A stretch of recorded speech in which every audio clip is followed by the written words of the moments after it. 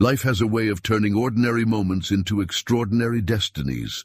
For James Morgan, a hard-working single father juggling 2 jobs to make ends meet, that moment came on a quiet highway outside Denver. Without hesitation, he plunged into a burning wreck to save twin infants, his hands bearing the scars of his courage. He never expected that the next morning the thunderous arrival of a private jet would herald a new chapter in his life. The twins' mother, a billionaire philanthropist who had nearly lost everything, saw in James something beyond his heroic act, a kindred spirit who understood the true value of family. As their worlds collide, an unexpected connection begins to form, bridging the gap between their different lives. Could it be that fate had orchestrated this moment, bringing together 2 souls who needed each other just as much as those twins needed saving? Before we jump back in, tell us where you're tuning in from. And if this story touches you, make sure you're subscribed, because tomorrow I've saved something extra special for you. The calendar on James Morgan's refrigerator looked like a battlefield of red ink and coffee stains.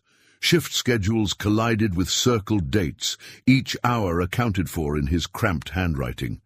A pink post-it note stuck out among the chaos. "Dad, academic awards night. Please try to make it. Love, Em." James traced his finger over his daughter's neat handwriting, shoulders heavy with the knowledge that he'd have to reschedule his evening security shift again. The apartment manager had been understanding so far, but goodwill had its limits.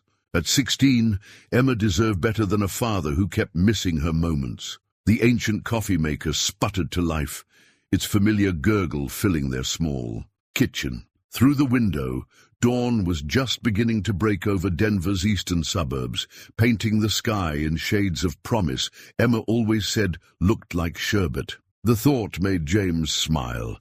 His daughter had inherited her mother's gift for finding beauty in ordinary things. "You're up early." Emma appeared in the doorway, already dressed for school, her dark hair pulled back in a neat ponytail. She'd mastered the art of quiet mornings, adapting to their shared life with a maturity that sometimes broke James's heart. "Thought I'd get a head start." He poured 2 cups of coffee, adding the hazelnut creamer Emma preferred. "Martinez needs the Chevy done by noon, and I've got that interview at the foundation after my shift." Emma accepted her cup with a knowing, "Look, you mean the interview you've been putting off for 3 weeks?" She settled into her usual spot at their small kitchen table, where her calculus textbook already waited. "The one Mrs. Reynolds keeps calling about?" "The very same." James checked his phone. No messages from the garage yet. "But this time I'm actually going. Promised myself." His daughter's smile carried equal parts hope and skepticism. "Good. Because we both know you can't keep doing this forever." She gestured at the calendar, at the overlapping shifts and endless juggling act their life had become. James watched as she returned to her studies, marveling at how she'd grown into this wise, gentle soul. After Sarah's death 6 years ago, he'd feared he'd fail at raising Emma alone. But here she was, thriving despite their circumstances, pulling straight A's, while working part-time at the library. Pride and guilt warred in his chest, pride for who she'd become, guilt for all she'd had to adapt to. The garage kept them afloat, barely. 15 years of experience meant James could diagnose most problems by sound alone, earning him a reputation as the best mechanic in their part of town. The evening security job at Riverside Apartments filled in the gaps: utilities, Emma's college fund, the occasional splurge on new school clothes. But dreams of sending her to Stanford seemed further away with each passing month. "Dad?" Emma's voice pulled him from his thoughts. "Promise me something?" "Anything, kiddo." "When?" "You go to the interview today. Just be yourself. Don't worry about fitting into their world." She closed her textbook with quiet determination. "Mrs. Reynolds chose you for a reason.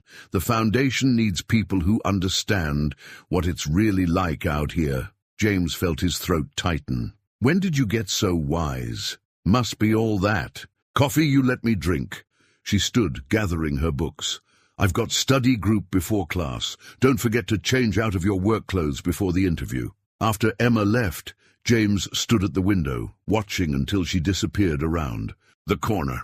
The morning light had strengthened, illuminating the worn edges of their life, the second-hand furniture, the carefully mended curtains, the stack of bills by the phone. But it also caught the glint of Emma's academic medals hanging on the wall, the fresh flowers she insisted on buying each week, the family photos that told the story of love surviving loss. He picked up his work gloves, the leather worn smooth by years of use. The Victoria Reynolds Foundation was offering a chance at something different, a community outreach position that could mean regular hours, benefits, maybe even tuition assistance. But the thought of stepping into that gleaming downtown office, of trying to translate his life into their language, made his palms sweat. "Be yourself," Emma had said, as if it were that simple, as if being himself had ever been enough. James squared his shoulders, tucked his gloves into his back pocket, and headed out to face another day of trying to prove her right. The evening shift at Riverside Apartments had started like any other.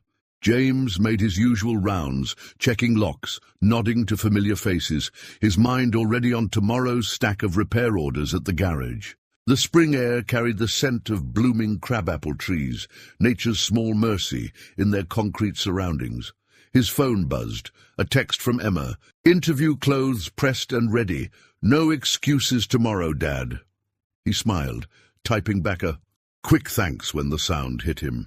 A screech of tires, followed by the unmistakable crunch of metal meeting metal at speed.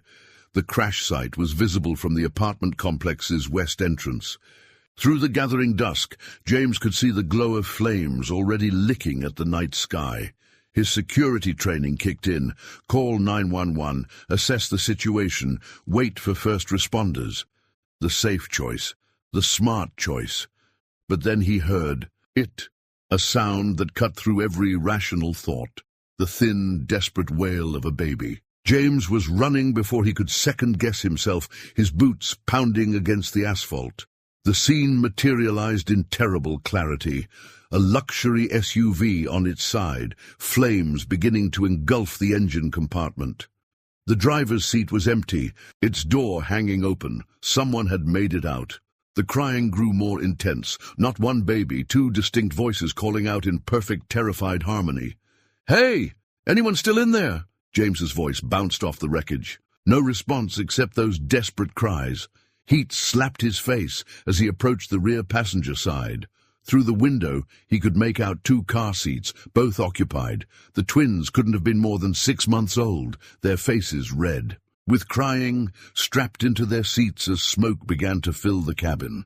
James tried the door handle. Locked, the metal was already hot enough to raise blisters. Without thinking, he stripped off his uniform shirt, wrapped it around his fist, and punched through the back window. Glass rained down as flames crept. Closer, hungrily consuming the vehicle's front end. "I've got you," he murmured, though the babies couldn't possibly understand. "I've got you both." His hands, now bleeding from the glass, worked quickly at the first car seat's straps. The synthetic material burned his palms, but he kept going. The first baby came free, just as sirens began to wail in the distance. James passed the infant. Through the broken window to a bystander he hadn't even noticed arriving. "Take her! There's another one!" Smoke was filling his lungs now, making every breath a struggle. The flames had reached the dashboard, and the heat was becoming unbearable. The second car seat's buckle had partially melted, forcing James to tear at it with raw fingers. Come on, he growled, finally feeling the mechanism give way. The baby boy came free, just as the first fire truck rounded the corner. James clutched the infant to his chest, stumbling backward from the burning vehicle. Someone was shouting, probably at him, but all he could focus on was getting the baby to safety. His lungs burned with each step. The child in his arms had gone quiet, but James could feel the steady rise and fall of the tiny chest against his own. Paramedics swarmed around them, taking the baby, leading James to an ambulance. Questions flew at him from all directions. Was anyone else in the vehicle? Did he see the driver? Was he related to the victims? Through the chaos, James caught fragments of conversation. The driver had been the nanny who'd managed to escape, but was too disoriented to help with the rescue. The parents were out of the country. The babies were being airlifted to Children's Hospital. "Sir, we need to look at those hands," a paramedic insisted, guiding him to sit on the ambulance's bumper. James glanced down, surprised by the angry red blisters forming across his palms. The pain, held at bay by adrenaline, began to make itself known. As the paramedic cleaned and bandaged his burns, James watched the fire department extinguish the last of the flames. The SUV was a blackened shell now, a stark reminder of how close it had been. His ruined uniform shirt lay forgotten on the pavement, glass glittering around it like fallen stars. His phone, somehow still in his pocket, buzzed again. Emma. "Dad? Mrs. Hodges just called. Said there was a big accident outside. Are you okay?" James looked at his bandaged hands, wondering how he was going to explain this to his daughter, how he was going to make it to either of his jobs tomorrow, how he was going to afford new uniforms. But when he closed his eyes, all he could see were those two tiny faces, alive and safe.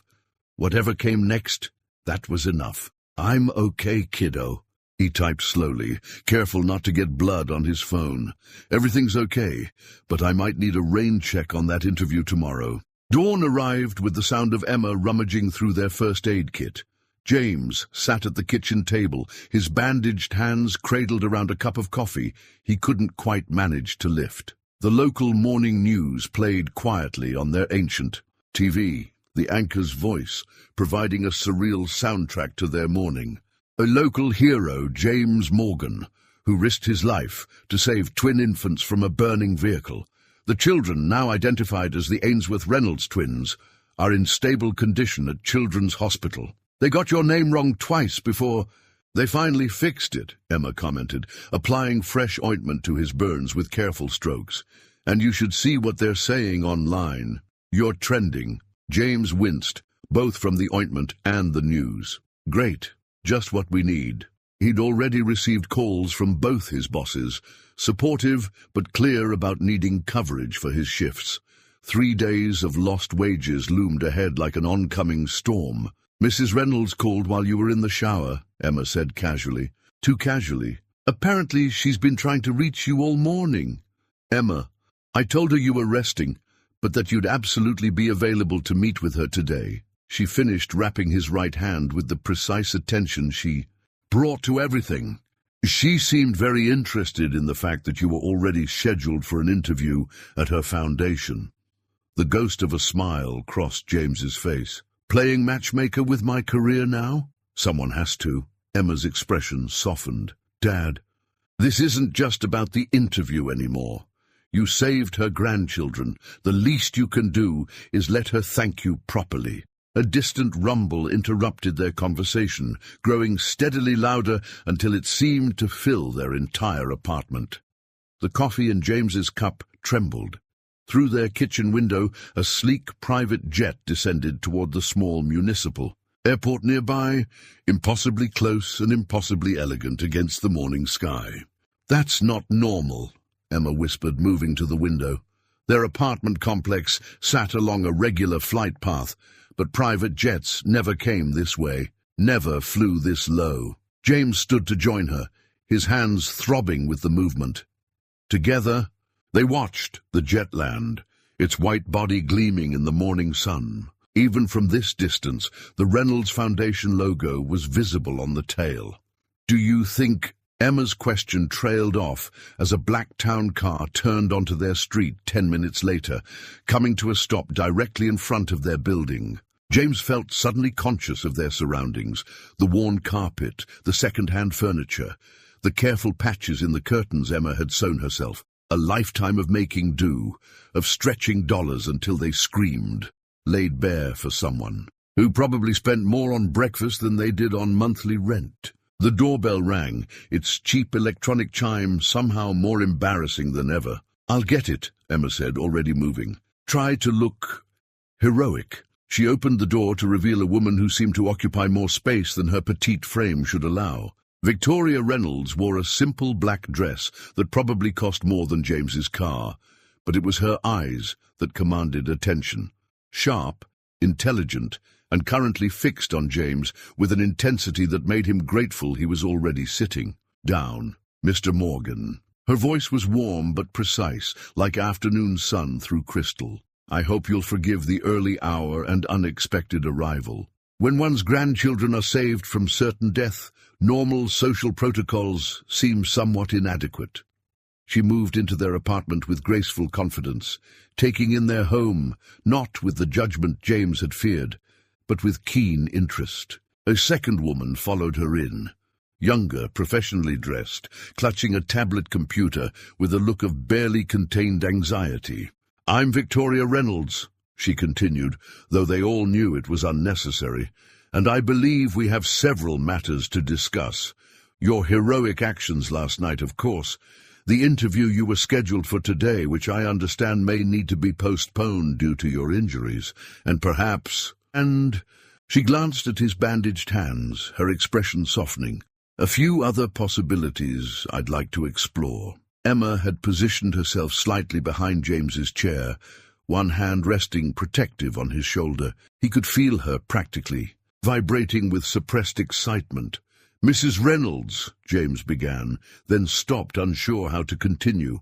How did one make small talk with a billionaire whose grandchildren you'd just pulled from a burning car? "Victoria, please." She settled onto their worn couch as if it were a throne, her assistant perching nervously beside her. "And before we begin, I insist you let my personal physician examine those hands. He's waiting in the car, and I've learned it's best not to leave Dr. Chen waiting. Brilliant man, but rather impatient."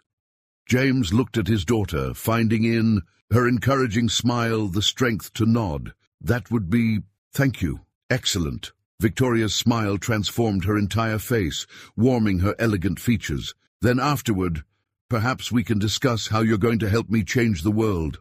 Dr. Chen worked with quiet efficiency, his gentle hands belying his brusque manner. James sat patiently as the physician unwrapped Emma's careful bandaging, trying not to react to Victoria's sharp intake of breath at the sight of his burns. "These should have been treated at a hospital," Dr. Chen muttered, applying a cooling gel that instantly eased the pain. "But the home care was well done. Your daughter has steady hands." Emma beamed at the compliment, still hovering nearby with barely contained curiosity. Victoria's assistant, introduced as Miss Parker, had produced a tray of coffee and pastries from somewhere, transforming their humble kitchen table into an impromptu meeting space. "The twins," James finally managed to ask. "How are they?" Victoria's composed exterior cracked slightly.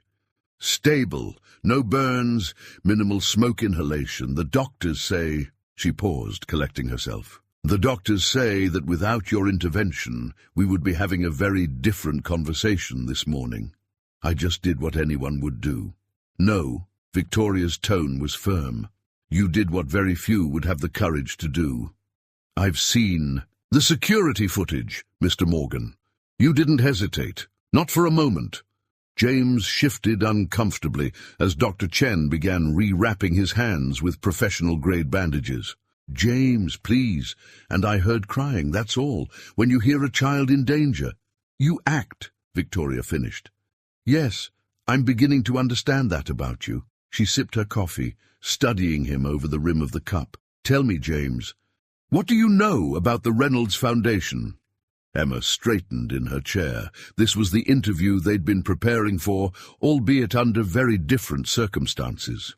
"You're one of the largest private foundations in the country," James began, recalling his research, "focused on community development, education, and emergency response. You've been particularly successful with your rapid deployment program for disaster relief." Victoria nodded, pleased. "And what made you apply for the community outreach position?" "The truth." James glanced at Emma, who gave him an encouraging nod. "Your foundation doesn't just throw money at problems. You build relationships, create sustainable solutions. I've seen your work firsthand in this neighborhood. The after-school programs, the job training center. You give people tools, not just handouts. And you understand those people, Victoria said softly. Their struggles, their pride, their determination. She set down her cup with deliberate care. That's exactly why I've been trying to recruit you for the past month. James blinked. I'm sorry? Your name first crossed my desk after you organized that unofficial repair workshop at the community center, teaching single parents basic car maintenance so they wouldn't be taken advantage of by unscrupulous mechanics. Victoria's eyes sparkled. Did you think that would go unnoticed? Emma was practically bouncing in her seat. Dad's been doing that for years. He even helped Mrs. Hodges set up a similar program for basic home repairs. I know. Victoria smiled at Emma's enthusiasm. We've been watching your father for quite some time. His interview today wasn't just for the community outreach position.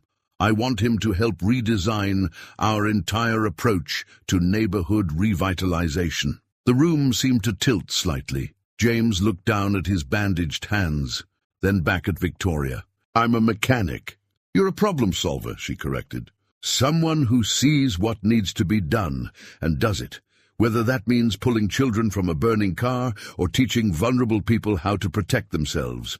The fact that you can also fix engines is just a bonus. Dr. Chen finished his work and packed his bag, exchanging a knowing look with Ms. Parker. They'd clearly seen their employer in this mode before. The position comes with full benefits, of course, Victoria continued, including educational assistance for dependents. She glanced meaningfully at Emma. Stanford has an excellent engineering program, I hear. James felt his throat tighten. How had she known about Emma's dreams? Take the weekend to think about it, Victoria said, rising gracefully. Though I suspect your daughter has already made up your mind for you. Children's Hospital stood like a colorful beacon against the afternoon sky, its windows reflecting the setting sun. James adjusted his borrowed tie, Emma's insistence, as he followed Victoria through the sliding doors. The contrast between this bright, modern facility and the county hospital where Sarah had spent her final days made his chest tight. Uncle James! A small voice rang out across the lobby. Sophie, his 7-year-old niece, broke away from her mother and ran toward him. His sister Jenny wasn't far behind, concern etched on her face as she eyed his bandaged hands. I came as soon as I saw the news, Jenny said, hugging him carefully. Emma called to tell me you were coming here. I thought you might need some family. Victoria watched the exchange with quiet interest. You must be Jennifer, she said, extending her hand. Your brother has quite a remarkable support system. He deserves it, Jenny replied, studying Victoria with the same protective intensity she'd shown since they were kids. Though he'll never admit it. They made their way to the NICU, Sophie chattering about how her uncle was a real-life superhero. Now, the elevator ride was quiet, heavy with anticipation. James found himself studying Victoria's profile, noting how her composed exterior occasionally cracked when she thought no one was looking. The NICU was a world unto itself. Hushed voices, gentle beeping, the soft whoosh of ventilators. Victoria led them to a private room where 2 incubators held the smallest babies James had ever seen. Alexandra and Benjamin, Victoria said softly, named after their great-grandparents. She reached out to touch the clear plastic separating them from Alexandra. Their parents are flying back from Tokyo, the first flight they could get. James approached slowly, his bandaged hands hanging useless at his sides. The twins were perfect, tiny fingers, rosebud mouths, dark hair like their grandmother's. Benjamin stirred in his sleep, one hand curled into a tight fist. They're beautiful, Jenny whispered, lifting Sophie so she could see. How much did they weigh? 4 pounds, 3 ounces each. Victoria's voice carried a grandmother's pride. They were born 6 weeks early. That's why they were being transferred to this facility when the accident happened. Their regular hospital couldn't provide the specialized care they needed.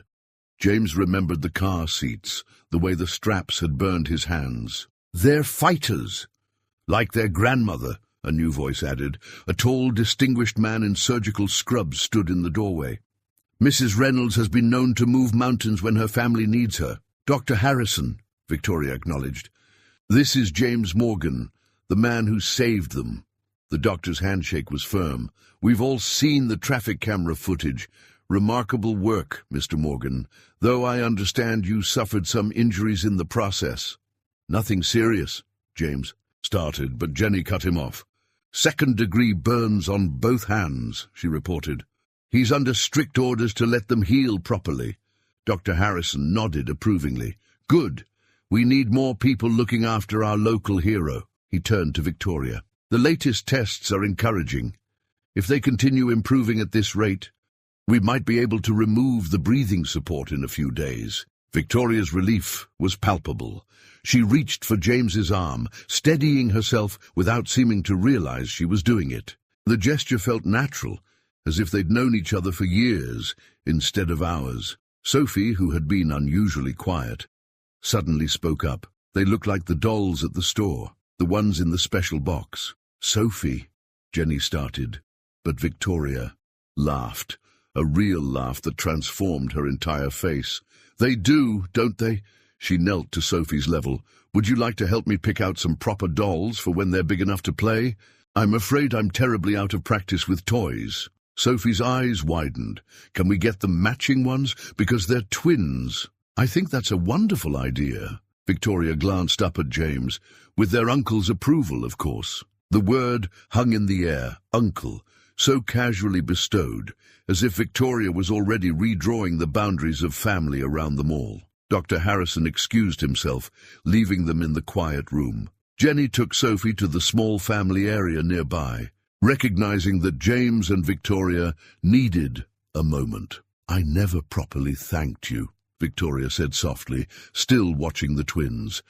"Not just for saving them, but for reminding me what matters. I've spent so many years building this foundation, trying to help everyone else's family, that I sometimes forget to cherish my own." James looked at his bandaged hands, then at the sleeping infants. "Sometimes the most important work we do isn't in our job description." Victoria's answering smile held a warmth that had nothing to do with professional gratitude. "No," she agreed.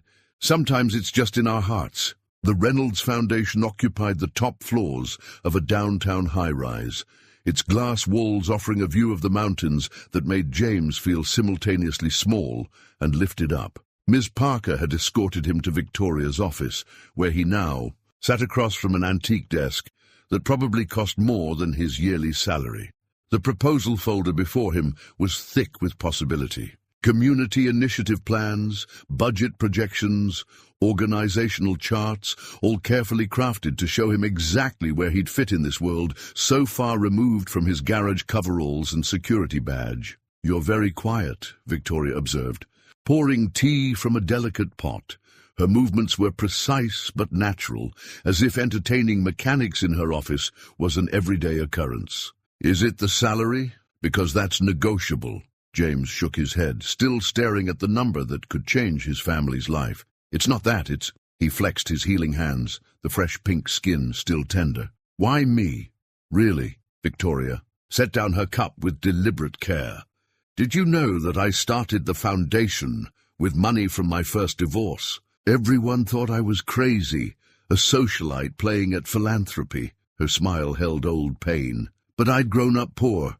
My father worked 3 jobs, just like you. When I married into wealth, I promised myself I'd never forget what it felt like to count pennies." She stood, moving to the window. "The foundation grew because we understood the communities we served. But lately, we've lost that connection. We've become too institutional." Turning back to him, her eyes were bright with purpose. "You live the reality our beneficiaries face every day. You don't just understand their struggles, you solve them, one neighbor at a time, by teaching people to change their own oil," James said dryly. "By teaching them self-reliance, dignity." Victoria returned to her seat. "That workshop you started? It saved single mothers in your neighborhood thousands in unnecessary repairs, created a support network, given them confidence. That's exactly the kind of practical, ground-level thinking we need. James thought of Emma, of her dreams of Stanford, of all the times he'd had to say no to opportunities because they couldn't afford them. The educational benefits for Emma are non-negotiable. Victoria finished firmly. That girl of yours has a brilliant future ahead of her. Let us help make it happen. It feels like charity. It feels like family. Victoria's correction was gentle but firm. After what you did for my grandchildren, you'll never convince me you're just another employee. A knock at the door interrupted them. Ms. Parker entered with a tablet, her expression apologetic. I'm sorry, but the board is asking about the disaster relief coordination for the flood victims and tell them to wait. Victoria's tone brooked no argument. This is more important. James watched the exchange, seeing beyond the polished exterior to the grandmother who'd flown across the country for premature twins, the woman who'd built an empire on the memory of counting pennies. Maybe this wasn't about charity at all. Maybe it was about recognition. One survivor of hard times seeing another. I have conditions, he said finally. Victoria's eyes sparkled. I expected nothing less. I keep teaching the workshops, and we expand them. Not just car repair, but basic home maintenance, financial literacy, whatever the community needs. Done. I want to stay involved with the hands-on work, no getting lost in boardrooms and paperwork. Absolutely. Victoria was already making notes. Though you'll need a proper suit for donor meetings. James smiled despite himself. And Emma's college fund is in her name only. If something happens to me, it's protected, Victoria assured him. I've already had the lawyers draw up the paperwork. She'll have her Stanford dream, James. You have my word. He looked down at the proposal again, seeing not just numbers and plans, but possibilities. Emma's future. A chance to help others like him, to turn his hard-won knowledge into something bigger than himself. Where do I sign? Victoria's smile was warm with triumph and something else, something that made his heart beat a little faster. Welcome to the family, James. Both of them. The suit felt like a costume, even after a month. James tugged at his collar as he waited for the elevator, nodding to executives who now knew him by name. His new office, still strange to think of any space this high up as his, overlooked the same streets he'd spent years patrolling as a security guard. Morning, Mr. Morgan. The young intern David hurried to catch up with him. Mrs. Reynolds asked me to remind you about the donor meeting at 10, and the community center called. They're ready to launch the expanded workshop program whenever you give the green light. James smiled at the kid's enthusiasm. David reminded him of himself at that age, hungry to prove himself. Tell them we'll start next week. And David, I told you it's just James. The elevator opened to controlled chaos. The Foundation's rapid response team was coordinating relief efforts for a flood in Nebraska, their usual efficiency complicated by bureaucratic red tape. James! Victoria's voice cut through the noise. She stood in the conference room doorway, elegant as always, in a charcoal suit that somehow made her silver hair look like a crown. We need your perspective on this. Inside, maps and logistics reports covered every surface. Senior staff members argued over the best way to get supplies past local authorities, who seemed more interested in protocol than helping victims. What's the hold-up? James asked, scanning the situation reports. Politics, Victoria sighed. The local emergency management team won't authorize our vehicles without proper certification, which could take weeks. Meanwhile, people are displaced, homes are underwater, and we're stuck playing paperwork games. James studied the map, a familiar warmth spreading through his chest, as Victoria leaned close to point out the affected areas. Her perfume, subtle and elegant, reminded him of spring mornings. Then something clicked.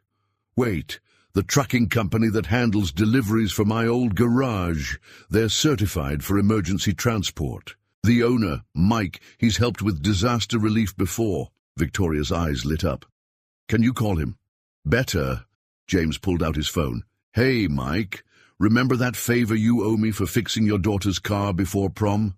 time to collect. Within an hour, they had a convoy of properly certified trucks ready to move. Victoria watched with poorly concealed admiration as James coordinated with his old contacts, speaking their language, building bridges between two worlds that had seemed so far apart just weeks ago. "You're good at this," she said quietly as the team dispersed to implement the new plan. "Better than good. You see solutions where others see walls." "I just know people," James shrugged, but couldn't help feeling pleased. "When you've spent enough time in the trenches, you learn who to call, who to trust. That's exactly why I wanted you here." Victoria's hand brushed his arm, a touch so light it might have been accidental. "How's Emma settling into her new school?" The question warmed him even more than her touch. Victoria had insisted on moving them to a better school district, arranging everything so smoothly that James had hardly had time to protest. "She's thriving, made the robotics team, of course, and her college counselor thinks Stanford is definitely within reach now." "Of course it is. That girl of yours could run this foundation one day if she wanted." Victoria's pride in Emma felt genuine, personal. "Speaking of which, she mentioned you're still doing oil changes on weekends." James felt his face heat. "Old habits, and some of my regular customers, they depend on those discounted rates." "I'm not criticizing." Victoria's smile held something that made his heart skip. "I think it's admirable. In fact," she paused, considering, "what if we set up a foundation-sponsored automotive care program? Professional mechanics offering services at reduced rates for qualified families. You want to franchise my weekend hobby? I want to take what works, your direct approach to helping people, and make it accessible to more communities." She held his gaze. "Unless you'd rather keep your weekends to yourself." The question carried weight beyond business proposals. They'd been dancing around this growing connection between them, both too professional, too careful to acknowledge it directly. "My weekends are flexible," he said finally, watching her eyes soften at his response. "As long as I can still make Emma's robotics competitions. I wouldn't dream of interfering with those." Victoria gathered her papers, her movements deliberately measured. "In fact, I was hoping to attend the next one myself, if that wouldn't be inappropriate." James thought of Emma's knowing looks whenever Victoria's name came up, of Jenny's gentle teasing about silver foxes, of how natural it felt to work beside this remarkable woman who saw value in oil changes and emergency logistics alike. "Nothing about you could be inappropriate," he said softly, and watched a blush color her elegant cheekbones. The email arrived on a Tuesday morning, anonymous but precisely aimed. "Must be nice having a fairy godmother. Some of us actually earned our positions here." James stared at his screen, the cursor blinking accusingly. 3 months into his new role, and the honeymoon period was officially over. He'd noticed the whispers, the way certain board members talked around him rather than to him. But this was different. This was personal. A knock at his door interrupted his brooding. "Come in," he called, quickly closing the email. Victoria entered, but something was off. Her usual warm confidence had been replaced by a carefully neutral expression. "Do you have a moment?" "Of course." He gestured to the chair across from his desk. Her chair, really, like everything else in this office. "The board has concerns." She kept her voice level, professional. "About the expansion of the community programs. They feel we're moving too fast, allocating too many resources to untested initiatives." "Untested?" James felt his jaw tighten. "The pilot program has already helped over 200 families. We have data, testimonials." "I know." Victoria's mask slipped, showing a flash of frustration. "But there's also been talk about favoritism, about my personal interest in your success here." The email suddenly made more sense. "Ah, James." His name on her lips still sent warmth through him even now. "You've done remarkable work. The foundation is better for having you. But perhaps we should be more circumspect." "You mean less visible? Keep the mechanic in his office where he won't embarrass anyone?" "That's not fair." Victoria's eyes flashed. "I'm trying to protect what we've built here. Both the programs, And she trailed off, leaving the unspoken thing between them still unspoken. James stood, moving to the window that had once made him feel on top of the world. Now it just reminded him how far he had to fall. The twins' birthday party is this weekend. Yes. Victoria sounded wary. Their parents are flying in. The whole family will be there. Should I make an excuse? Send a gift instead? Wouldn't want to start any more talk. Don't. The word came out sharp, almost pleading. You're family now. The twins adore you. Emma has already helped Alexandra pick out her dress. He turned back to her, seeing the conflict in her expression. Victoria Reynolds, who could command a boardroom with a raised eyebrow, looked almost vulnerable. I got an anonymous email this morning, he said quietly. Apparently, I have a fairy godmother. Victoria's face hardened. Who? Does it matter? They're not wrong, are they, about how this looks?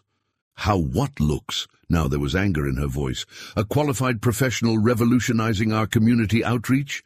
A man who saved my grandchildren becoming part of our foundation's success? Story?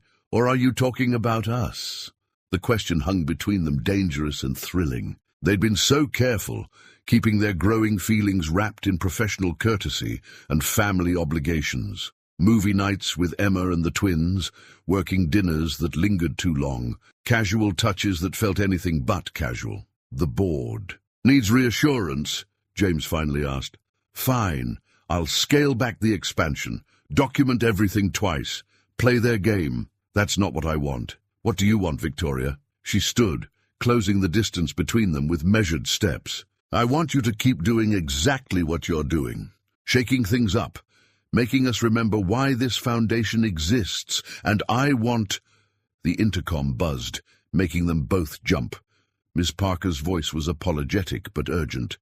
Mrs. Reynolds, the media is requesting a statement about the Morgan Initiative. Launch, and Mr. Caldwell from the board is on line 1. Victoria closed her eyes briefly. When she opened them, her professional mask was back in place. We'll continue this discussion later. At the birthday party?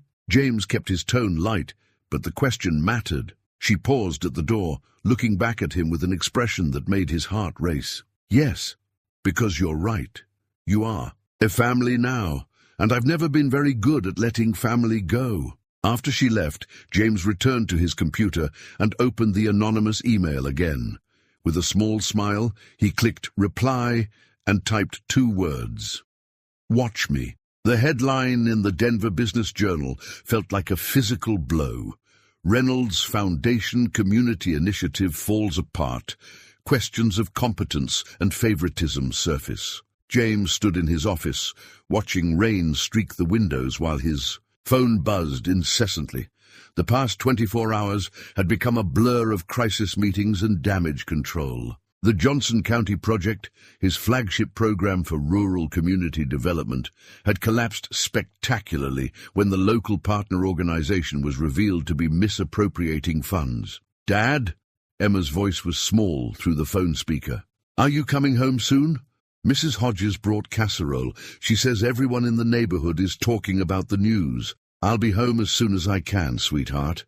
He tried to keep the exhaustion from his voice. How was school? A pause. Some kids were weird about it.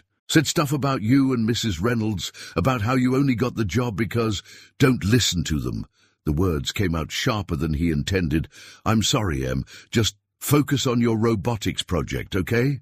After hanging up, James turned to the stack of reports on his desk. He should have seen it coming. The warning signs were there. Delayed responses, inconsistent numbers, 2 perfect progress reports. But he'd been so eager to prove himself, to show the board that his methods worked on a larger scale. A soft knock interrupted his self-recrimination. Victoria stood in the doorway, looking more tired than he'd ever seen her. The board meeting's been moved up to tomorrow morning, she said, closing the door behind her. They want a full review of all your initiatives. Victoria, don't. She held up a hand. Just let me handle this. We can contain the damage, spin it as a learning experience. The foundation has weathered worse. Has it? Because your ex-husband's quotes in that article seem pretty damning. James picked up the paper. The Reynolds Foundation used to be known for its prudent management. Now it appears personal feelings have clouded professional judgment. Victoria's face tightened. Richard always did have a talent for twisting the knife. He's still bitter about the Foundation's success after our divorce. He's not wrong, though, is he? James sank into his chair. I rushed this. Wanted so badly to prove myself that I didn't do proper due diligence. Now the whole program's compromised, and your reputation— Stop it. Victoria moved closer, her perfume cutting through his misery. This isn't about me, the Johnson County. Operation fooled everyone, including our external auditors. You're not responsible for their corruption. Tell that to the families who were counting on those programs. The single mothers who needed the job training. The kids who were supposed to get computers. His voice cracked. I promised them. Help, Victoria. Real help, not just fancy proposals and photo ops. And we'll still help them. She perched on the edge of his desk, close enough that he could see the tension in her shoulders. But first, we need to handle this professionally. The board, the press. Ms. Parker said Richard's pushing for an independent review of all my projects. James met her eyes. Starting with my hiring. Victoria's silence confirmed it. Finally, she spoke softly. He's calling for my temporary resignation as well. Claims I'm too emotionally invested to make objective decisions. The weight of those words hung between them. All their careful dancing around their feelings, their professional boundaries, seemed pointless, now that it was all splashed across the business pages anyway. Maybe he's right. James stood, needing to move. Maybe I should step down. Go back. To the garage, keep helping people on a smaller scale where I can't hurt anyone. Is that what you want? Victoria's voice was dangerously quiet. To give up? Let them win? I want— He stopped, running a hand through his hair in frustration. I want to do good work without compromising you. I want to help people without wondering if every success will be attributed to favoritism. I want— me. The word was barely a whisper. James turned to her, his heart pounding. Yes, God help me, yes, and that's exactly why I should leave. Victoria stood slowly, her expression unreadable. The board meets at 9 tomorrow. I expect a full report on your desk by morning. Everything about Johnson County, every red flag you might have missed, every lesson learned. Victoria. And James? She paused at the door. When you're done with that, I want a proposal for how we're going to fix this. Because I didn't bring you into this foundation to watch you run away at the first sign of trouble. I brought you here because you understand that real change is messy and hard and worth fighting for. She left him standing there, the rain still streaming down the windows, her words echoing in his mind. On his desk, the resignation letter he'd started writing remained unfinished, a testament to all the things they'd left unsaid. James worked through the night, fueled by coffee and determination. The morning sun was just beginning to paint the sky when Victoria appeared in his doorway, holding a manila envelope that looked worn with age. You're early, he said, straightening from his computer. Actually, I never left. She moved into the office, her usual polished appearance softened by exhaustion and something else, vulnerability perhaps. I've been going through old records. Found something you should see. She opened the envelope and carefully withdrew a photograph. The paper was creased, the colors faded, but the image was clear. A young girl, maybe 12, standing proudly next to an ancient Chevy while a man in overalls beamed at her. That's my father, Victoria said softly, placing the photo on his desk. And his garage in South Boston. He taught me how to change oil before I learned algebra. James studied the image. The girl's dark hair was in neat braids, her clothes clearly second-hand, but well-maintained. Her smile was familiar, the same one he'd seen Victoria give the twins. Mom worked nights at the hospital, she continued, settling into her usual chair. Dad took any job he could find, mechanic, janitor, night watchman. Sound familiar? Victoria, let me finish. She pulled out another photo. This One showed a teenage Victoria in a second-hand prom dress, standing outside a run-down apartment building. Senior year. I'd won a scholarship to Wellesley, but we could barely afford books. Then I met Richard at a campus mixer. He was charming, wealthy, from a good family. Understanding dawned. Your first husband. My ticket to a different life.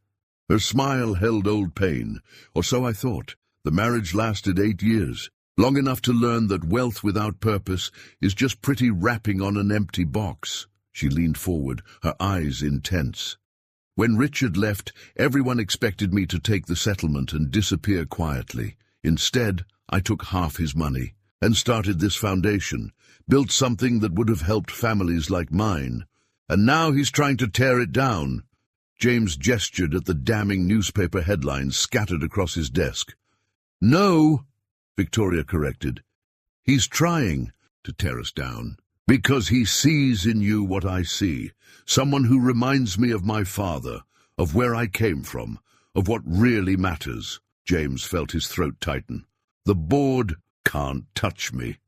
Her voice held steel beneath the silk. I structured this foundation very carefully after the divorce. They can advise, but they can't control. Richard knows that. This media circus is just spite. And the Johnson County disaster will be fixed. She reached across the desk, her hand finding his. Tell me what you found. Show me how we make this right. James pulled up his report, tabs of research and analysis spreading across his screen. The local partner was a shell, good paperwork, excellent references, but I traced the ownership. Through 6 different companies, all leading back to a holding company in Delaware. Victoria's eyes narrowed. Richard's preferred tax haven. You think he set this up? Deliberately sabotaged the project? To discredit you? To hurt me? She shrugged elegantly. He's done worse, but he made a mistake this time. Oh, he forgot where we came from.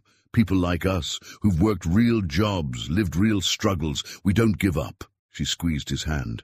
We fix things.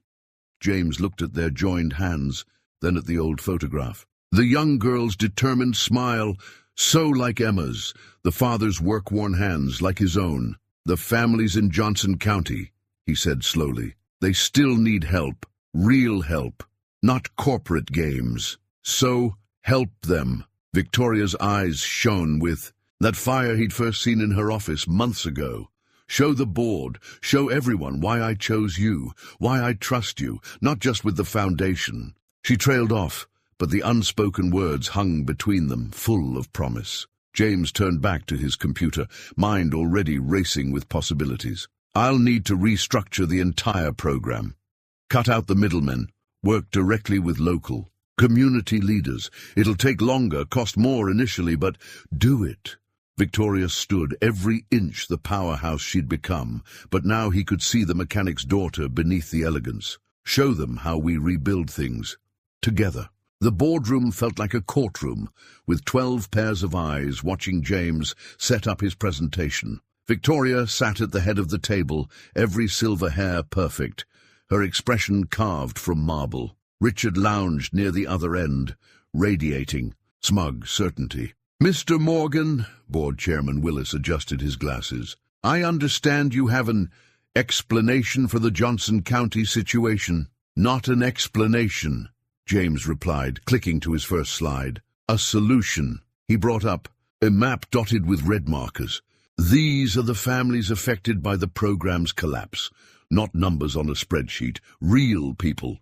Sarah Martinez, single mother of 3, who was counting on our automotive training program to get certified as a mechanic. Tom Chen, whose kids were supposed to get laptops for their online classes. Richard's smooth voice cut in.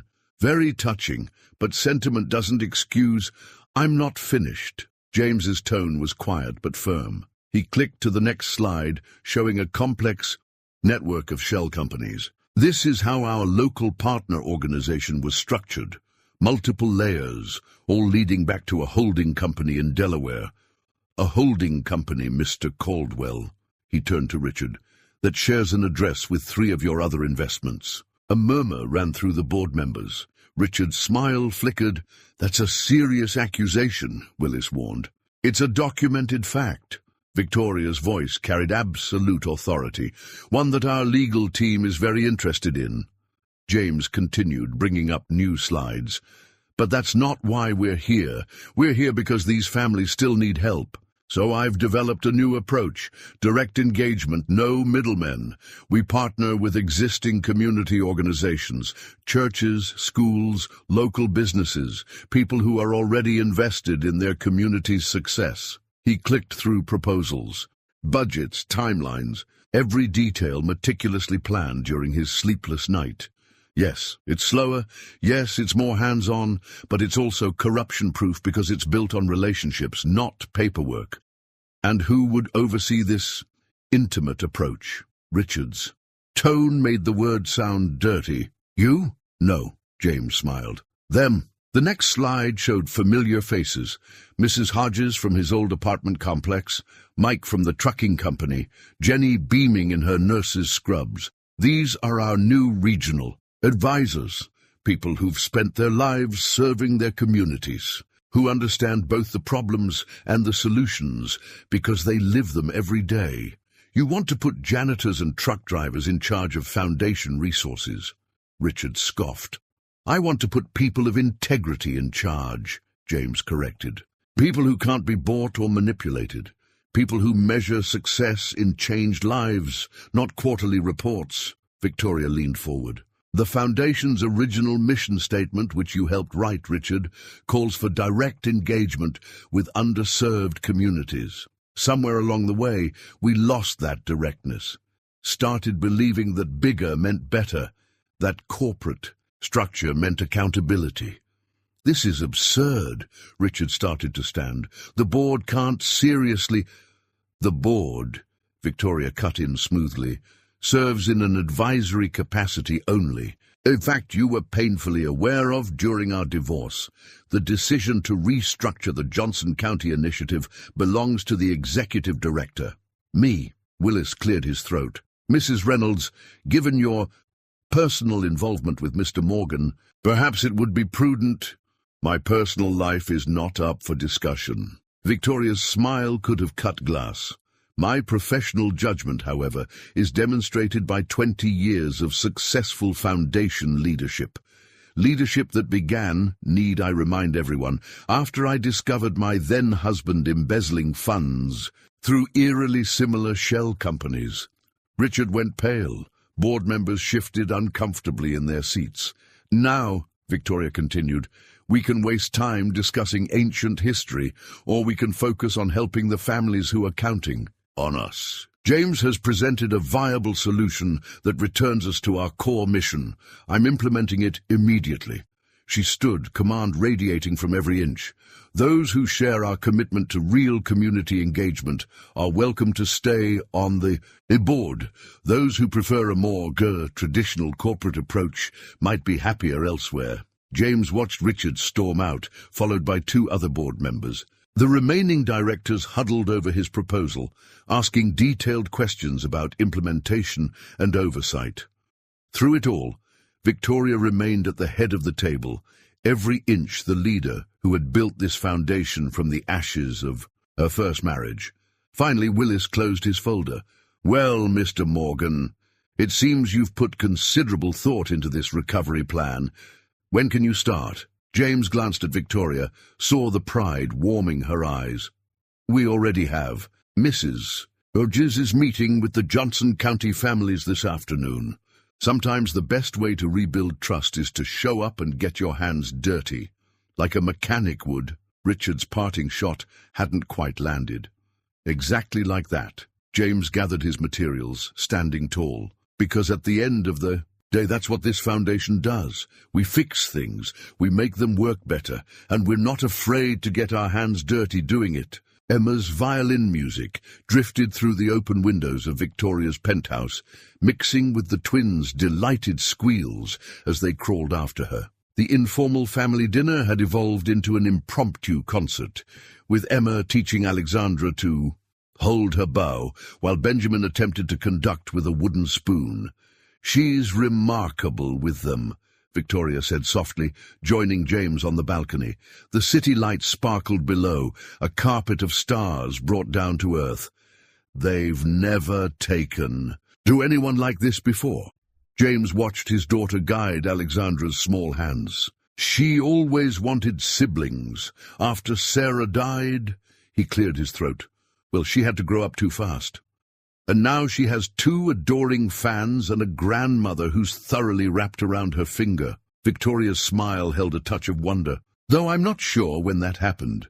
Probably around the time she started calling you Gran, and you pretended not to cry. I did not cry. Victoria's dignified protest was undermined by her gentle bump against his shoulder. I simply had something in my eye, both eyes. Inside, Emma had switched to a lively folk tune, making the twins bounce with joy. The scene felt so natural, so right, that James almost forgot how unlikely it all was. The mechanic's daughter performing for the billionaire's grandchildren, everyone's laughter mixing together like they'd always been family. Johnson County's numbers came in today, Victoria said, turning to face him.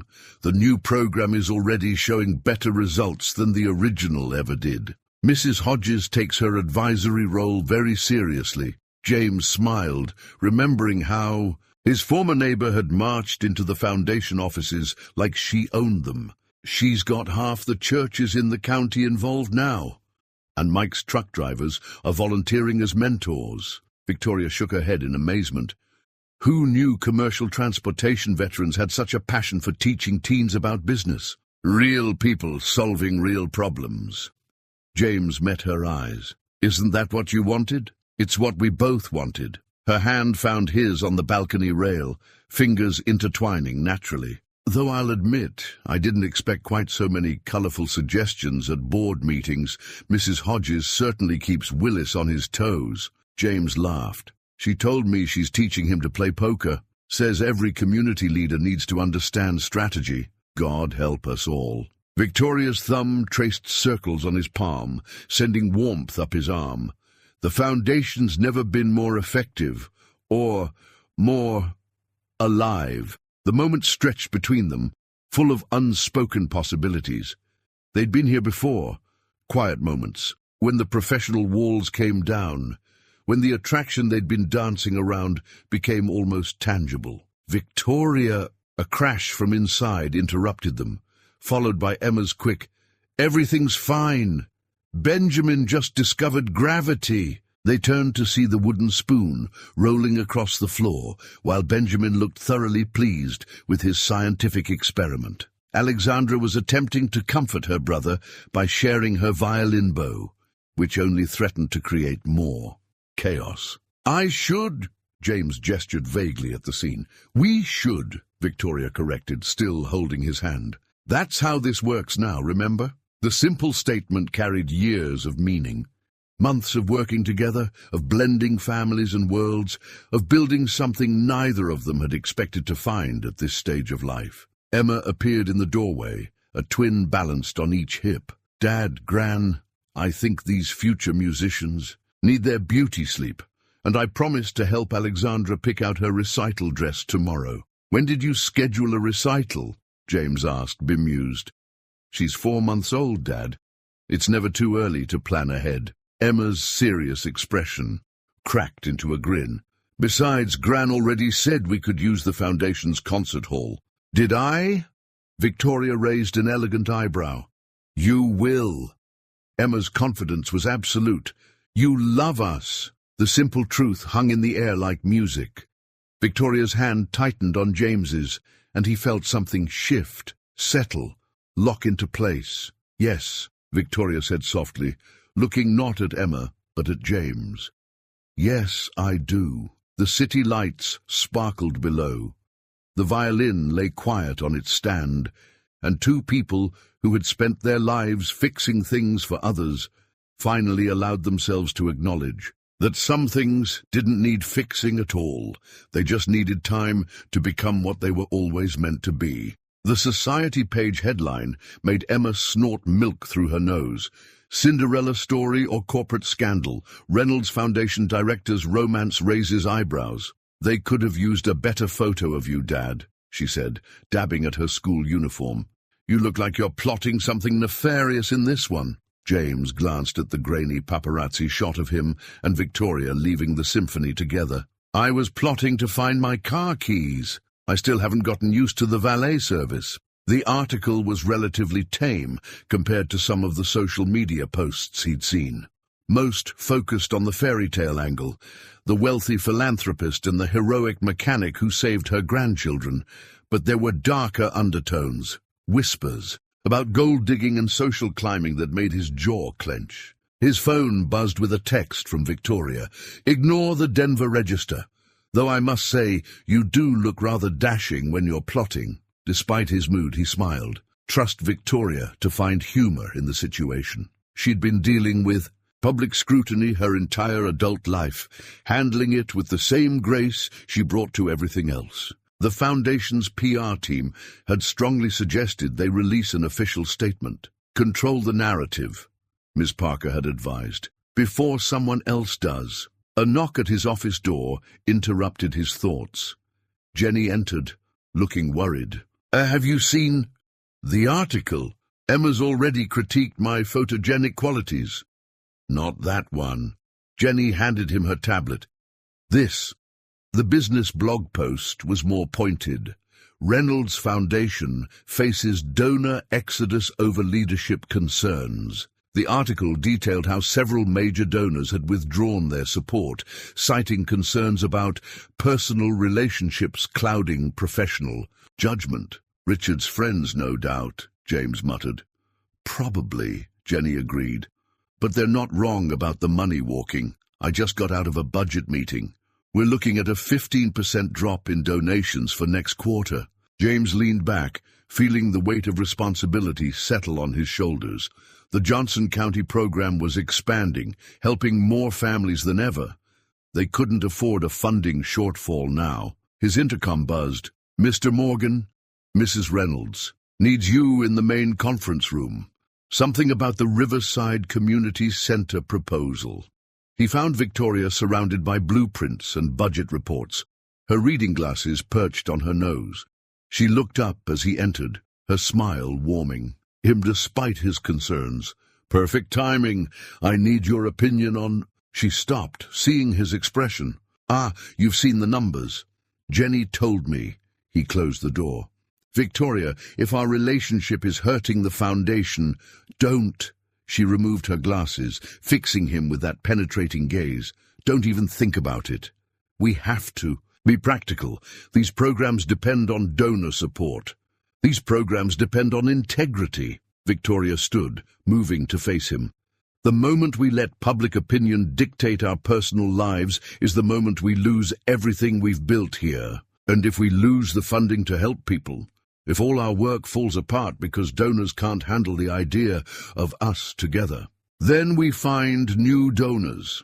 Her voice held steel, ones who care more about results than romance. "Besides," a slight smile touched her lips, "you haven't heard the best part." She handed him another tablet, open to a different article. This one was from a respected philanthropy journal, analyzing the Foundation's recent performance. The data was clear. Their new community-based approach was yielding better results at lower costs than traditional models. "Keep reading," Victoria urged. Near the bottom, he found it. 3 major charitable foundations had expressed interest in replicating their program model.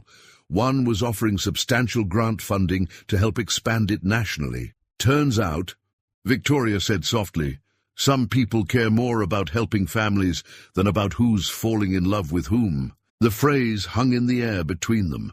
They hadn't used that word yet, love, though they both knew that's what this was. "The twins' parents called," she continued. "They're handling the press for us, going to tell the whole story, the rescue, the Foundation work, everything. Alexandra apparently insisted that Uncle James makes Grandma smile like a princess." James felt something tight in his chest loosen. "Out of the mouths of babes." "Indeed." Victoria stepped closer. "So, shall we get back to these blueprints? Unless you're still planning to nobly sacrifice our happiness for the donor spreadsheet." He caught her hand, marveling as always at how perfectly it fit in his. You know, Mrs. Hodges would say that any donor who can't handle a little real-life romance doesn't understand community at all. Mrs. Hodges is a wise woman. Victoria's eyes sparkled. Now, about this community center, I think we need more space for the automotive training program. Just like that, they were back to work, side by side, personal and professional lives, intertwined like their fingers. Let the society pages talk. They had more important things to build. The private island invitation sat on James's desk like a bomb waiting to explode. Victoria's family retreat in the Caribbean, 2 weeks of sun, sea, and strategic planning with the Foundation's international partners. A chance to expand their community program model globally. It should have been perfect. Instead, James reread the email from Stanford's admissions office for the 10th time. Emma had been offered early admission to their engineering program, full ride, everything they'd dreamed of. But they wanted her to start in their summer engineering program, the same 2 weeks as the island retreat. You're brooding. Victoria stood in his doorway, elegant as always in dove-grey silk. I can hear the gears grinding from down the hall. Emma got into Stanford. He watched joy light up her face. Full scholarship. James, that's wonderful. We should celebrate. She stopped, seeing his expression. What's wrong? He handed her the letter. Watched her read it, see the dates, understand the conflict. Ah, she set the letter down carefully. And of course, you need to be there for her first week. Help her settle in. Victoria, it's not even a question. Her smile was gentle. Family comes first. We'll reschedule the retreat. You know we can't. James stood, restless. The international partners arranged their entire year around these dates. The grants, the contracts, everything's timed to launch after the strategic planning session. Victoria's silence acknowledged the truth. This retreat would determine the Foundation's direction for years to come. Their community-based model could help millions of families worldwide if they could convince the international partners to commit. I could send the program documentation, he offered, join by video conference. They need to see it firsthand. See us. Victoria moved. Closer. How we work together, how we blend different worlds. That's what makes this model special. The autumn sun slanted through his office windows, painting her silver hair with gold. She'd become so much more than his boss, more than a romantic partner. She was his collaborator, his inspiration, his match in every way that mattered. Emma says I should go to the retreat. He smiled ruefully.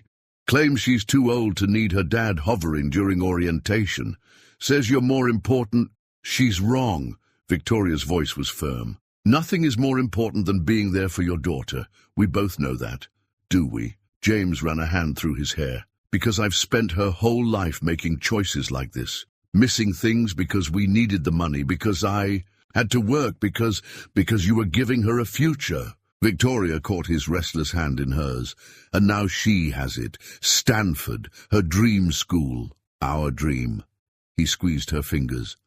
Ever since she was little, watching robotics videos on our ancient laptop, I promised her mother I'd get her there. Somehow. Victoria was quiet for a moment. Did I ever tell you about my father's last words to me? James shook his head. I was leaving for college. He'd worked himself half to death to help with my books, my meal plan. I felt so guilty about every penny. She smiled at the memory. He said, Vicky, the whole point of parents is to help our kids fly higher than we did. Otherwise, what's it? All for? The use of her childhood nickname, one he'd never heard before, made his heart ache. Emma's already flying, Victoria continued. She doesn't need us to lift her anymore. She needs us to celebrate her success, to show her that it's okay to soar.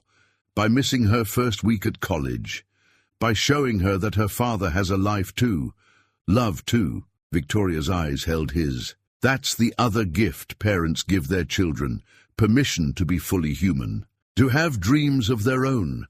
James looked at the island invitation again. 2 weeks that could change thousands of lives. 2 weeks that could cement his partnership with Victoria, both professional and personal.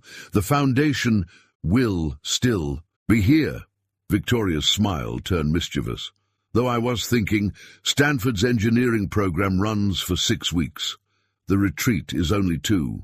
Understanding dawned. You want to turn it into a working vacation. Stay on the island. Help Emma settle in California, then implement the international program from there. The foundation does own a rather nice property in Palo Alto. Her eyes sparkled, and Mrs. Hodges has been asking to take point on more executive decisions. You'd do that? Rearrange everything? For the chance to help my future stepdaughter. Move into college? To watch you become not just a wonderful father, but a man following his own dreams. Victoria touched his cheek. I think I just did. The word stepdaughter hung between them. A future neither had dared voice until now. James caught her hand, pressed a kiss to her palm. We'll need to check with Emma first, he said. Make sure she's okay with her future stepmother helping. Decorate her dorm room. Victoria's laugh was warm with joy and promise. I suspect she's already planned it. The foundation's new logo filled the presentation screen, 2 hands clasped together, one wearing work gloves, the other bare, forming a bridge between stylized city buildings and suburban homes. Simple, powerful, real. It's perfect, Victoria whispered as the international partners murmured their approval. They sat together on the island retreat's conference deck, ocean breezes carrying the scent of tropical flowers. Though I suspect Emma had a hand in the design. James smiled, remembering late-night video calls with his daughter as she worked on the concept between Stanford engineering projects. She said it needed to show both worlds coming together, like us. The Norwegian Foundation director stood, her enthusiasm evident despite her reserved demeanor. This is exactly what we've been looking for, a model that doesn't just throw money at problems, but builds genuine community engagement. Other partners nodded. The Japanese delegation was already discussing pilot programs in rural prefectures. The Brazilian team wanted to adapt it for their favela outreach projects. Mrs. Hodges, who had insisted on attending as the program's community ambassador, beamed with pride. Told you folks would understand once they saw it in action. Real people helping real people. It's a universal language. The meeting flowed into a working lunch, with partners breaking into small groups on the deck. Victoria moved easily between conversations, her natural elegance complemented by a new warmth, a groundedness that made even the most formal delegates relax. James's phone buzzed with a text from Emma. Dorm rooms all set up. Grand's interior designer friend was right about the lighting. How's the retreat going? Did they love the logo? Did you ask her yet? He touched the small box in his pocket, nervous despite all their hints about marriage, despite Emma's enthusiastic plotting. The ring had belonged to his mother, a simple diamond that had somehow survived decades of hard work and tight budgets. Victoria wore jewels worth more than his old garage, but this one meant something different. James? Victoria appeared at his elbow. The Australian group wants your input on adapting the automotive program for remote communities. He followed her to a quiet corner of the deck, but instead of joining the Australian delegates, she drew him toward the railing. The Caribbean stretched endlessly blue before them, as full of possibility as their future. I had an interesting call this morning, she said casually, from the contractor in Palo Alto. Apparently, someone authorized extensive renovations to the foundation's property there. Guest house, expanded garage, even a workshop space. Heat crept up James's neck. Emma might have mentioned you were thinking of spending more time in California. You know, to be closer to the twins when they visit their West Coast grandma.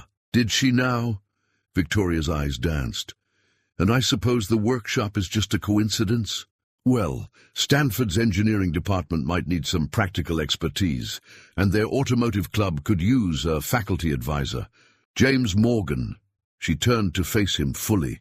Are you planning our future without consulting me? The moment had come, though not quite as he'd planned it. No sunset dinner, no carefully rehearsed speech, just them, with the ocean wind in their hair, and the sound of international partnerships being born around them. "Actually," he said, reaching for the box, "I was hoping to consult you about that right now." Victoria's breath caught as he opened it, revealing the modest diamond catching. "Caribbean sun.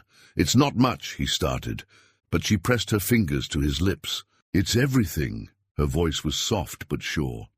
"It's us. Is that a yes? That's, what took you so long?" She held out her left hand, letting him slip the ring on. It looked right at home among her more expensive pieces, like their two worlds merging into one, though I suspect Emma's been planning this for months. Weeks, at least. James drew her close, professional boundaries forgotten. "She's already calling the Palo Alto house our Stanford command center." "Smart girl." Victoria's smile was radiant. "She gets that from her father." Around them, the retreat continued.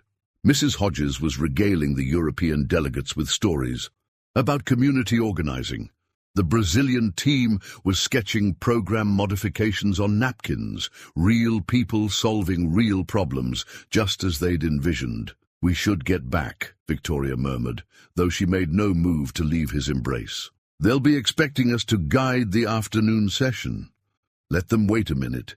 James breathed in the scent of her perfume, the ocean air, the future. "Some things are worth pausing for, like building a life together, like building everything together."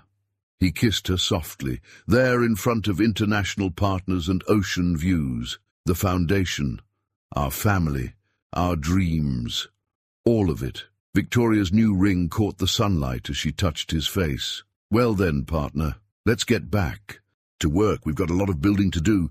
The foundation's concert hall had been transformed into a wonderland of soft colors and twinkling lights. Alexandra and Benjamin, dressed in matching outfits that somehow remained pristine despite the cake everywhere else, held court from their high chairs like tiny royalty receiving their subjects. "1 year," James marveled, watching Emma help Alexandra grasp a spoon. "Hard to believe. 1 year since you ran into a burning car," Jenny reminded him, adjusting Benjamin's party hat. 1 year since you changed all our lives." The celebration was more than just a birthday party. It was a reunion of sorts. Mrs. Hodges chatting with international foundation partners, Mike's truckers teaching Brazilian delegates about American barbecue, community leaders mingling with corporate donors. Two worlds, once separated by invisible barriers, now flowing together as naturally as family. Victoria appeared beside him, elegant even with a smudge of frosting on her sleeve. The Johnson County team just arrived. Sarah Martinez brought pictures of her first graduating class of certified mechanics. "Already?" James smiled, remembering the single mother who'd inspired their original program. "That was fast. She's a motivated teacher, says she's ready to expand to 3 more counties." Victoria slipped her hand into his, her engagement ring catching the light. "Though she insists you still have to guest lecture. Apparently, no one explains transmissions quite like you do." Emma approached with Alexandra in her arms, the baby's dark curls so like her grandmother's. "Dad, Gran, we have a situation. Benjamin's discovered he can throw cake significantly farther than previously calculated. My physics professor would be impressed, but the string quartet looks nervous." As if on cue, a glob of frosting sailed past, followed by delighted baby giggles. The quartet, professionals to the core, played on without missing a beat. "He gets that arm from my side of the family," Victoria said proudly, going to rescue her grandson from himself. James watched her move through the crowd, accepting congratulations on both the twins' birthday and their engagement, somehow making everyone feel like part of one extended family. "You know," Emma said softly, bouncing Alexandra on her hip, "when you first told me about the foundation job, I just thought it would help pay for college. I'd never expected a whole new family, a whole new life." She kissed Alexandra's cheek. "For all of us." The party flowed around them, a perfect blend of formal and familiar. The twins' parents, recently returned from Tokyo, were deep in conversation with Mrs. Hodges about expanding community programs to Japan. The Norwegian Foundation director had brought her own children, who were now being taught American playground games by Sophie and her friends. "Remember the calendar?" James asked his daughter. "All those red marks trying to juggle everything? The one on our old fridge?" Emma nodded. "Gran had it framed. It's going in her office as a reminder of where we started." Victoria returned, with Benjamin, who had been cleaned up and was now contentedly playing with his grandmother's pearl necklace. "What's this about my office decor?" "Just remembering the journey," James said, taking his soon-to-be stepson. "From burning cars to birthday parties, from security guard to international program director," Victoria added. "From lonely nights to full houses. From counting pennies to counting blessings," Emma finished, making them both laugh. The quartet began a new piece, something soft and sweet that made the babies yawn in harmony. As if on cue, other children at the party began to show signs of sugar crash, and parents started the gentle process of gathering their things. Mrs. Hodges approached, her eyes suspiciously bright. "You did good, James. Sarah would be proud of all this, of who Emma's become, of who you've become." The mention of his late wife didn't hurt like it used to. Instead, it felt right, acknowledging the past while celebrating the present. Victoria squeezed his hand, understanding without words. "She'd love the twins," Emma said confidently, "and she'd definitely love Gran. What's not to love?" Victoria's attempt at a joke couldn't quite hide her emotion. As the party wound down, their odd but perfect family gathered near the cake table. Jenny snapping pictures, Sophie collecting presents, Emma still bouncing Alexandra, while Victoria held Benjamin. The foundation team cleaning up around them, not because they had to, but because that's what family does. 1 year, Victoria mused, leaning against James. From rescue to romance to revolution in community development. What do you think next year will bring? James looked at his daughter, so grown up and yet still his little girl, now teaching a baby to wave goodbye to departing guests. At his sister, who'd held their family together through the hard years. At his fiancée, who had taken his simple ideas about helping people and turned them into a movement. "More of this," he said simply. "More family, more purpose, more love, just more." Benjamin chose that moment to finally succeed in grabbing Victoria's pearls, sending them scattering across the floor. As they all laughed and scrambled to collect them, James thought about how life's biggest moments often come disguised as accidents, as split-second decisions, as wrong turns that end up being exactly right. Just like running into a burning car 1 year ago today. The back garden of Victoria's estate bloomed with late spring flowers, their colours echoing the sunrise. James stood at the window of his dressing room, already in his tuxedo pants and shirt, watching the final preparations below. Emma's graduation, cap and gown hung nearby, ready for tomorrow's Stanford ceremony. "Having second thoughts?" Jenny teased, entering with his bow tie. "Because I've got Mike's truck warmed up if you need a getaway vehicle." "Just thinking," James smiled, letting his sister fuss with his collar, about how many things had to go wrong before everything could go right. 1.5 years had passed since the rescue, since the day flames and fate had changed their lives. The Foundation's community program now operated in 12 countries, with Mrs. Hodges regularly traveling to train new regional directors. "Someone's got to show them how it's done properly," she'd insisted. Emma had thrived at Stanford, her innovative designs for accessible automotive repair equipment already attracting attention from major manufacturers. She'd insisted on completing her degree on schedule, even with all the wedding planning. "Dad!" Speaking of Emma, she appeared in the doorway, already in her bridesmaid's dress. "The twins are ready for their final rehearsal, though I should warn you, Benjamin's interpretation of ring bearer still involves occasional throwing. As long as he waits until after the ceremony," James laughed. "How's Victoria? Gran's perfect, of course." "Helping Alexandra practice her flower girl walk." Emma's eyes softened. "She wanted me to give you something first, though." She handed him an envelope, Victoria's elegant handwriting spelling out his name. Inside, he found a photograph he'd never seen before.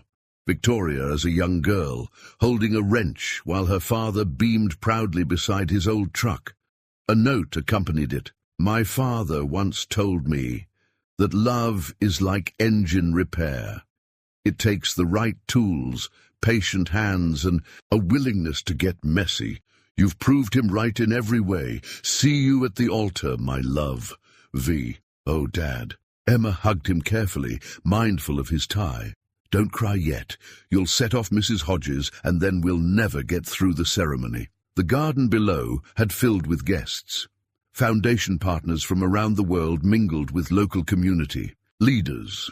Richard had declined his invitation, but his absence felt more like a blessing than a slight. The twins' parents sat in the front row, watching their children practice their roles with obvious pride. "It's time," Jenny announced, helping James with his jacket, ready to build something new. The ceremony itself passed in a blur of emotion and perfect moments. Benjamin managed to carry the rings without incident, though he did attempt to keep them just a little longer, please.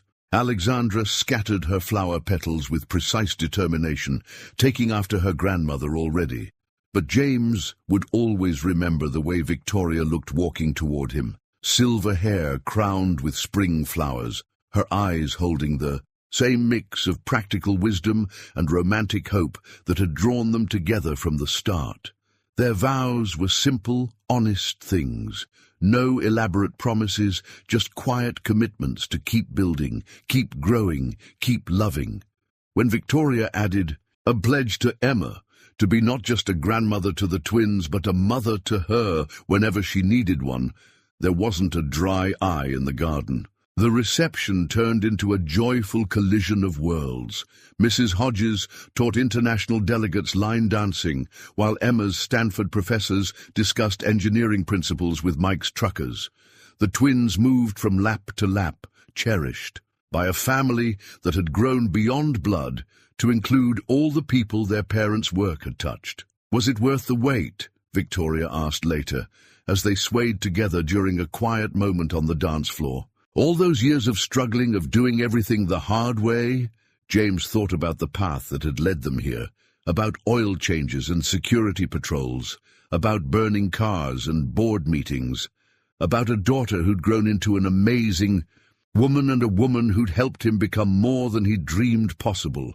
"The hard way taught us what matters," he said, holding her close.